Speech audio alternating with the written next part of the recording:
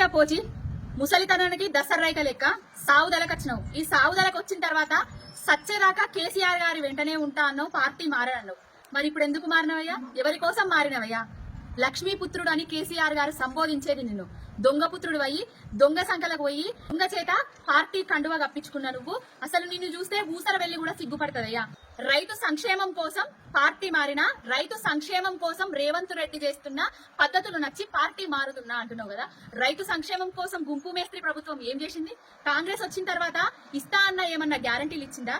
రైతులకు రైతు భరోసా ఇచ్చిందా? బీమా ఇచ్చిందా? లేకపోతే బోనస్ ఇచ్చిందా? కౌలు రైతులకు వాళ్ళకేమన్నా పైసలు ఇచ్చిందా? రుణమాఫీ చేస్తా అన్నారు, రుణమాఫీ చేసి ఆ పద్ధతి నచ్చి నువ్వు ఇప్పుడు పార్టీలకు పోయినవా? కొడుకుల కోసం, కూతుర్ల కోసం, బిడ్డల కోసం, మీ భవిష్యత్తుల కోసం పార్టీ మారుతానమని చెప్పుకోండి. ప్రజా సంక్షేమం కోసం పార్టీ మారుతున్నారు అని చెప్పేది చాలా తప్పు. కొంచెమైనా సిగ్గుండాలయ్యా. అధికారం లేకపోతే బతకలేమా? పైసలు లేకపోతే బతకలేమా?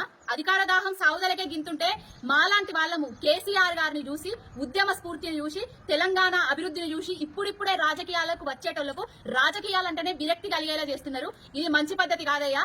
చరిత్రలో నిలిచిపోతాం అనుకున్నాం చిరకాలం కేసీఆర్ వెంట ఉండి. ఇంకెన్నేళ్లు బతుకుతావు? మా అంటే ఓ 4-5 ఏళ్లు బతుకుతావు కావచ్చు.